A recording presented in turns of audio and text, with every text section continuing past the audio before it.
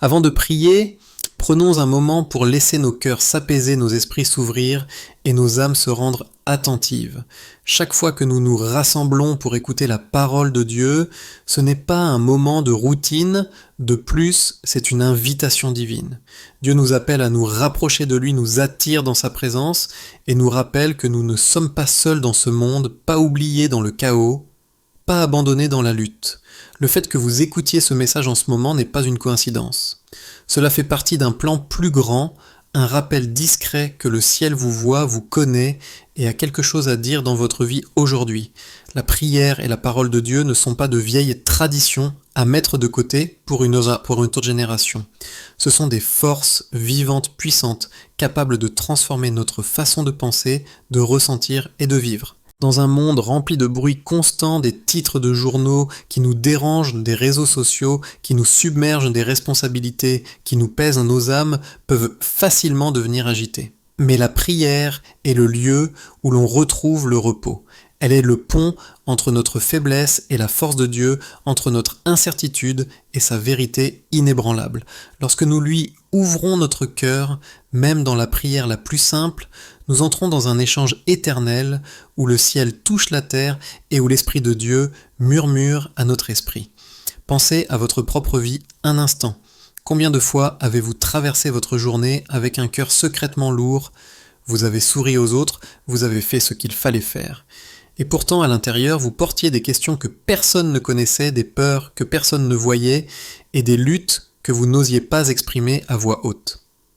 C'est la réalité silencieuse de tant de cœurs. Mais voici la bonne nouvelle.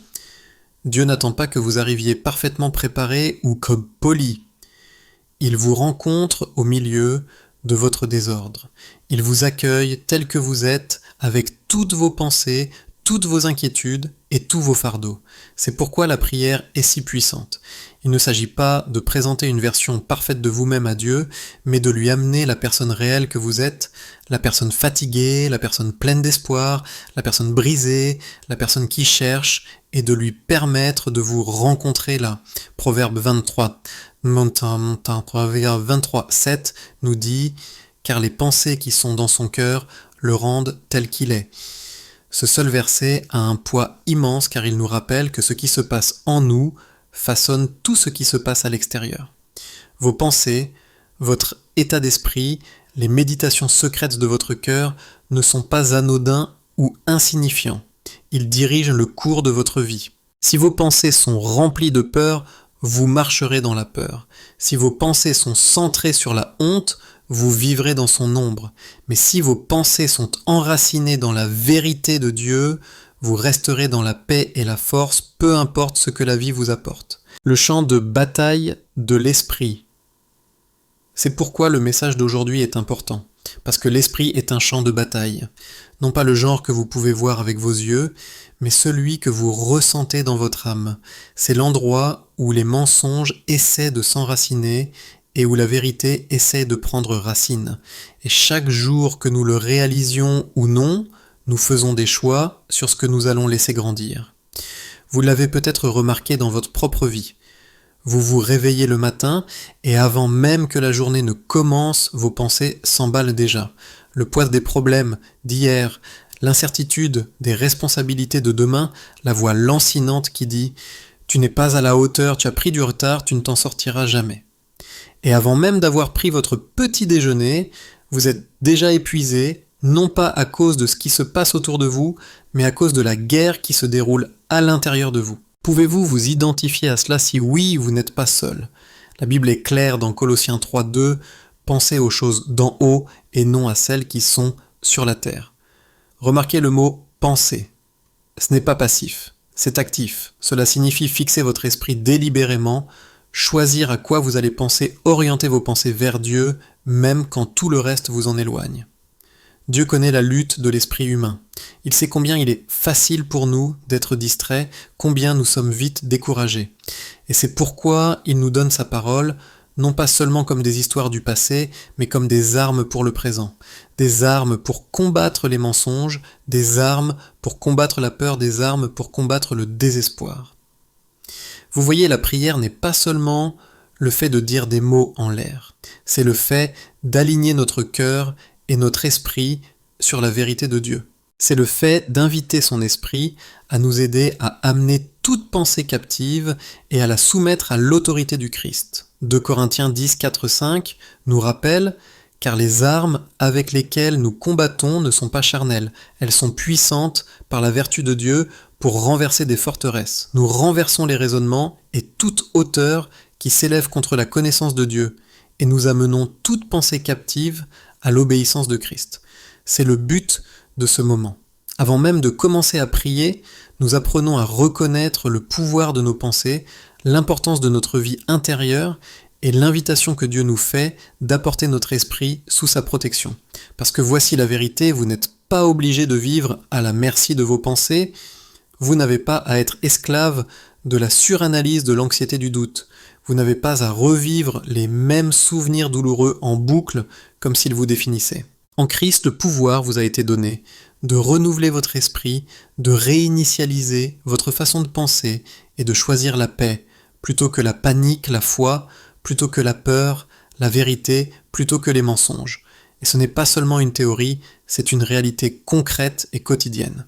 Quand la peur vous dit que vous n'êtes pas digne, la parole de Dieu dit dans le psaume 139, 14 « Je te loue de ce que je suis une créature si merveilleuse ».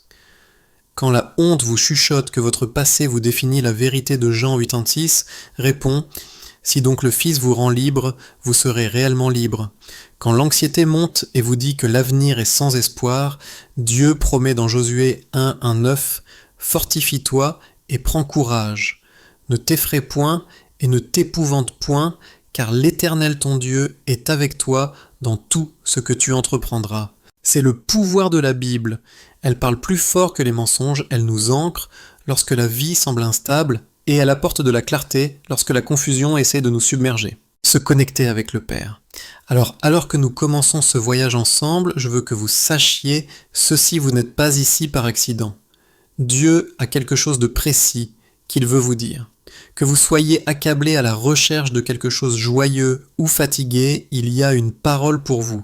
Et à travers ce message et cette prière, je crois qu'il va planter des semences de vérité dans votre cœur qui deviendront de la paix, du courage et de la liberté. Entrons ensemble dans ce moment avec des cœurs ouverts. Acceptons de faire une pause et de nous demander à quoi ai-je pensé, quelle voix ai-je écouté, quelle vérité ai-je négligée. Car les réponses à ces questions façonneront la manière dont vous vivrez. Et plus important encore, elles façonneront la manière dont vous prierez. Aujourd'hui, il s'agit de renouveau. Il s'agit de laisser Dieu prendre les parties cachées de votre vie de pensée et d'y insuffler une nouvelle vie. Il s'agit de vous éloigner de la peur de la honte et de la confusion et d'entrer dans sa vérité, sa paix et son amour.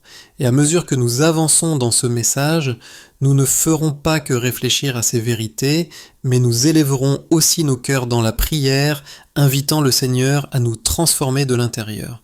Donc où que vous soyez en ce moment, que vous écoutiez chez vous, au travail, dans le calme de votre voiture, ou même au milieu d'un endroit très fréquenté, prenez une profonde respiration. Ouvrez votre cœur, préparez votre esprit, car Dieu est ici et il a quelque chose pour vous. La prière, une conversation intime. En creusant la signification de la prière, nous réalisons vite que c'est plus qu'une liste de requêtes ou un devoir religieux. La prière est une communion avec Dieu. C'est une conversation avec le Créateur qui vous connaît plus intimement que n'importe qui d'autre ne pourrait le faire. Le psaume 139 nous rappelle que, avant même qu'un mot ne soit sur votre langue, Dieu le connaît déjà parfaitement. Cela signifie que la prière ne consiste pas à informer Dieu de quelque chose qu'il ne connaît pas. Il s'agit de l'inviter dans les espaces de votre vie où vous avez le plus besoin de lui. Et pourtant, si souvent, nous hésitons. Pourquoi ? Parce que notre esprit se met en travers. Nous suranalysons, nous doutons, nous nous demandons si Dieu écoute, s'il se soucie de nous, s'il veut vraiment entendre parler des choses qui nous pèsent. Mais quand Jésus a enseigné à ses disciples à prier, il a dit dans Matthieu 6,9 « Notre Père qui es aux cieux ». Remarquez le premier mot « notre ». Non pas mon Père, mais notre Père. Jésus nous enseignait que la prière est enracinée dans la relation. Elle n'est pas froide ou distante, elle est personnelle, intime et proche. Il n'est pas un juge lointain qui attend de punir, mais un Père aimant qui se délecte d'entendre ses enfants. Pensez à cela, un père qui vous accueille à bras ouverts, un père qui n'est pas impatient avec votre faiblesse, pas choqué par vos doutes, pas fâché par vos peurs, un père qui vous aime assez pour écouter, même quand tout ce que vous pouvez faire est de soupirer, même quand vos mots se tarissent. C'est pourquoi Romains 8,26 nous dit « De même aussi l'Esprit nous aide dans notre faiblesse, car nous ne savons pas ce qu'il nous convient de demander dans nos prières. Mais l'Esprit lui-même intercède par des soupirs inexprimables. » Même lorsque votre esprit semble confus et que votre cœur est lourd, Dieu comprend le langage de votre âme. Mais pour faire l'expérience de ce genre de prière, nous devons être prêts à abandonner nos pensées. Nous devons reconnaître que les batailles que nous menons ne sont pas toujours extérieures. Elles sont souvent internes. La peur dit « Tu ne peux pas prier, tu es trop brisé ». La honte dit « Dieu n'écoutera pas, tu as trop échoué ». La distraction dit « Tu es trop occupé, il n'y a pas le temps ». Mais la vérité dit le contraire. Jacques 4,8 promet « Approchez-vous de Dieu et il s'approchera de vous ». Pas approchez-vous de Dieu quand vous êtes parfait, mais simplement approchez-vous. C'est le cœur de la prière, se rapprocher, s'ouvrir et laisser sa présence vous transformer. Un jardin dans votre esprit? Laissez-moi vous donner un exemple simple. J'ai un jour parlé à quelqu'un qui m'a dit « Je ne sais pas comment prier, je n'ai pas les bons mots ». Je lui ai répondu « La prière n'est pas une question de mots raffinés. C'est une question de cœur honnête. Pensez à un enfant qui parle à un parent. Un enfant n'utilise pas de vocabulaire sophistiqué ou une grammaire parfaite. Il parle simplement authentiquement, parfois même de manière désordonnée. Et pourtant cette honnêteté fait fondre le cœur du parent. À quel point votre Père céleste désire-t-il encore plus entendre vos prières simples et non raffinées? Jésus n'a jamais critiqué les gens pour avoir prié avec sincérité. Il a seulement mis en garde contre le fait de prier avec de vaines démonstrations. Donc aujourd'hui, si vous vous êtes senti indigne de prier ou incertain de comment commencer, rappelez-vous ceci, la prière ne dépend pas de votre éloquence, elle dépend de votre abandon.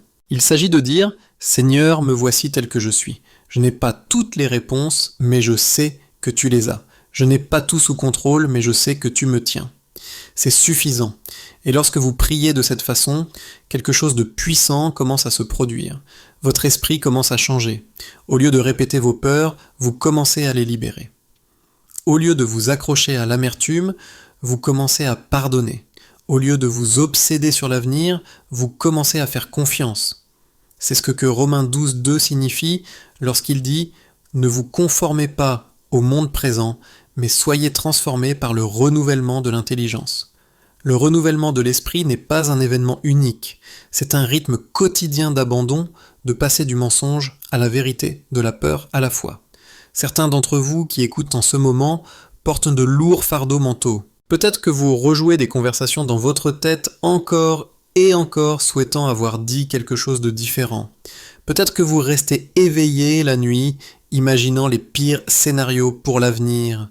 Peut-être que vous portez la honte de quelque chose du passé que vous ne semblez pas pouvoir oublier. Mon ami, écoutez ceci, aujourd'hui, vous n'avez pas à rester coincé dans ces cycles. Dieu vous offre un moyen d'en sortir. Il vous offre la liberté. 2 Corinthiens 3,17 déclare « Or, là où est l'Esprit du Seigneur, là est la liberté. » Cette liberté n'est pas seulement pour votre corps, pas seulement pour vos circonstances, mais aussi pour votre esprit. La liberté de l'anxiété, la liberté des mensonges, d'indignité, la liberté des schémas de pensée destructeurs. Vous n'êtes pas défini par vos pensées, vous êtes défini par votre Sauveur. Mais soyons honnêtes, parfois même lorsque nous connaissons cette vérité, la lutte demeure. Nous entendons toujours les voix de la peur, nous ressentons toujours le poids de l'inquiétude. Que faisons-nous alors? Nous ripostons par la prière, par la Bible, par la louange. L'ennemi peut chuchoter « Tu es faible », mais nous répondons avec Philippiens 4,13 « Je puis tout par celui qui me fortifie ».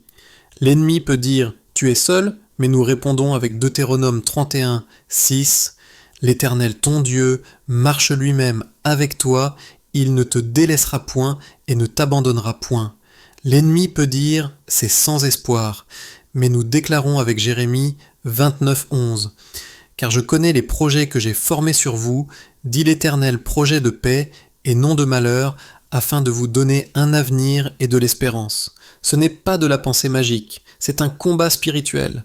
C'est choisir d'ancrer vos pensées dans la vérité de la parole de Dieu plutôt que dans les mensonges de l'ennemi. Et chaque fois que vous le faites, votre foi grandit, votre paix s'approfondit et votre vie devient un témoignage de la fidélité de Dieu. Laissez-moi vous donner une autre image. Imaginez votre esprit comme un jardin. Chaque pensée est une graine. Certaines graines deviennent des fleurs de paix, de joie et de foi. D'autres deviennent des mauvaises herbes de peur, de doute et d'amertume. Vous ne pouvez peut-être pas contrôler chaque graine qui tombe dans votre esprit, mais vous pouvez décider lesquelles vous allez arroser.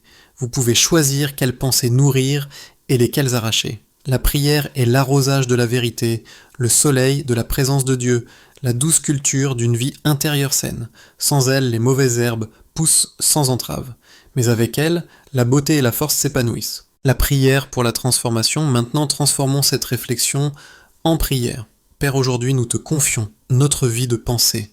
Nous confessons que trop souvent, nous laissons des mensonges s'installer dans notre esprit. Trop souvent, nous accordons plus d'attention à la peur qu'à la foi, plus de pouvoir à la honte qu'à la grâce, plus d'énergie à l'inquiétude qu'à la louange. Mais aujourd'hui, nous t'invitons dans le jardin de notre esprit. Déracine chaque mauvaise herbe de la tromperie, chaque épine de l'anxiété, chaque racine d'amertume. Plante plutôt les graines de ta vérité. Laisse la paix grandir là où la panique vivait. Laisse la joie s'épanouir là où le désespoir essayait de s'installer. Laisse la foi se lever là où le doute a pesé lourdement.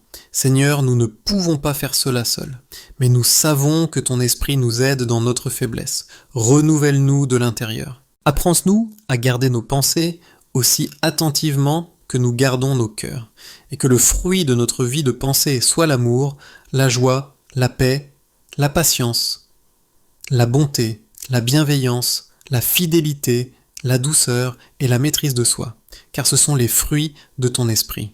Au nom de Jésus, Amen. Même lorsque vous priez des mots comme ceci, quelque chose change. Peut-être pas instantanément, peut-être pas de manière spectaculaire, mais petit à petit, votre monde intérieur commence à changer. Et lorsque votre monde intérieur change, tout le reste change aussi. Vos relations deviennent plus saines, vos décisions deviennent plus sages, votre foi devient plus forte. Pourquoi ? Parce que vous ne vivez plus dans l'ombre de pensées destructrices, mais sous la lumière de la vérité de Dieu. Alors laissez-moi vous lancer ce défi aujourd'hui. Soyez intentionnel avec votre vie de pensée. Ne laissez pas votre esprit errer sans but. Ne divertissez pas chaque voix qui parle. Testez vos pensées. Demandez-vous, est-ce que cette pensée s'aligne avec la parole de Dieu? Reflète-t-elle son caractère? Me conduit-elle vers la paix ou loin d'elle? Si la réponse est non, libérez-la. Remplacez-la, réprimandez-la, puis recentrez votre esprit sur ce qui est vrai. Philippiens 4:8 nous donne le filtre parfait. Au reste, frères, que tout ce qui est vrai, tout ce qui est noble, tout ce qui est juste, tout ce qui est pur, tout ce qui est aimable, tout ce qui mérite l'approbation, ce qui est vertueux et digne de louange, soit l'objet de vos pensées. Ce n'est pas seulement de la pensée positive, c'est de la pensée centrée sur Dieu. C'est entraîner votre esprit à s'attarder sur ce qui construit la foi au lieu de ce qui nourrit la peur. Et plus vous vous y exercez, plus cela devient naturel. Tout comme un muscle grandit avec l'exercice, votre capacité à penser avec clarté et vérité grandit avec la constance. Un processus de transformation. Et peut-être que vous écoutez en ce moment en pensant « mais j'ai déjà essayé et je retombe toujours dans mes vieilles habitudes ». Mon ami, rappelez-vous ceci, le changement est un processus. Le renouvellement est quotidien. La victoire est souvent pas à pas. Ne méprisez pas les petits commencements. Chaque fois que vous choisissez la foi, plutôt que la peur, vous gagnez une bataille. Chaque fois que vous choisissez la prière, plutôt que la panique, vous construisez une force spirituelle. Chaque fois que vous choisissez la vérité, plutôt que les mensonges, vous marchez dans la liberté. Vous ne voyez peut-être pas encore la récolte complète, mais les graines sont en train d'être plantées. Dieu est à l'œuvre même lorsque vous ne le voyez pas. Il vous façonne, vous moule, vous renouvelle. Et un jour vous regarderez en arrière et vous vous rendrez compte du chemin que vous avez parcouru, non pas par votre force mais par sa grâce. Alors que nous approchons de la fin de ce message, prenons un moment pour regarder le chemin que nous avons parcouru ensemble. Nous avons commencé par ouvrir nos cœurs à la réalité que notre vie de pensée façonne qui nous sommes. Nous avons reconnu que les batailles que nous affrontons ne sont souvent pas extérieures mais intérieures, les guerres silencieuses de l'esprit que personne d'autre ne voit. Et à travers la parole de Dieu, nous avons découvert que nous ne sommes pas impuissants, pas sans espoir, et pas abandonnés dans ce combat. Le message a été clair, Dieu nous a donné un moyen d'être renouvelé, un moyen d'être transformé, un moyen de vivre en paix, même lorsque le monde semble incertain. Ce moyen se trouve dans sa présence, dans sa vérité et dans son esprit qui travaille en nous. Comme Proverbe 23, 7 nous le rappelle, car les pensées qui sont dans son cœur le rendent tel qu'il est. Cette vérité nous appelle à garder attentivement nos pensées, car elles ne sont pas de simples murmures qui passent, elles sont les graines de notre avenir. Conseil pratique pour le quotidien. Mais comment allons-nous vivre ce message au-delà de ce moment? Comment le mettre en pratique dans le tumulte de la vie quotidienne, au milieu des luttes réelles, lorsque le poids du monde continue de peser?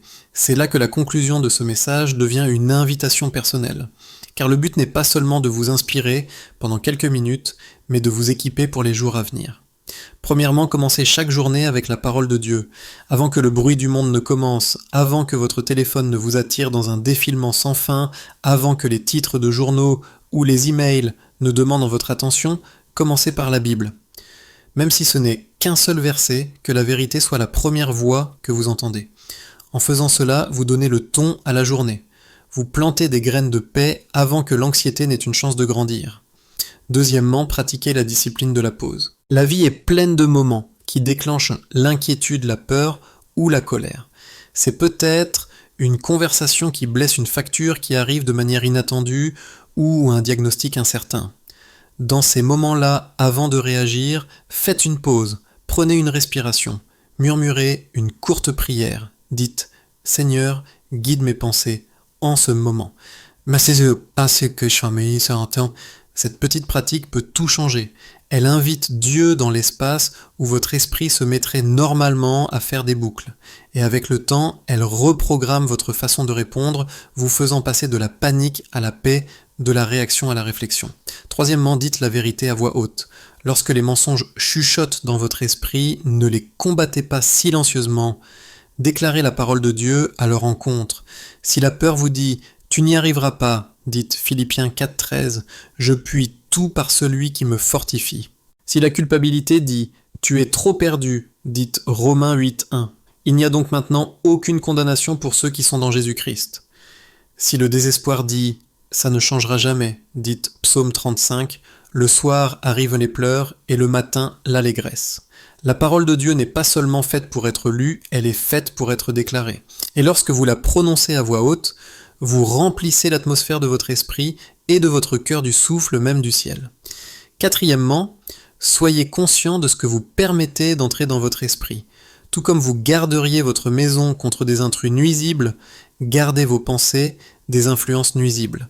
Ce que vous regardez, ce que vous écoutez, avec qui vous vous entourez, tout cela nourrit votre monde intérieur. Si votre esprit est constamment rempli de négativité, de comparaison ou de peur, alors la paix sera difficile à trouver. Mais lorsque vous choisissez de remplir votre cœur de louanges, d'encouragement et de la vérité de Dieu, la paix commence à circuler plus naturellement.